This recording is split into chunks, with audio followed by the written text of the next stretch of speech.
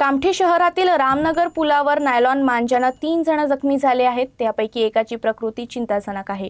प्रशासनाने वेळीच लक्ष देऊन नायलॉन मांजावर आळा घालावा अशी मागणी करण्यात येत आहे।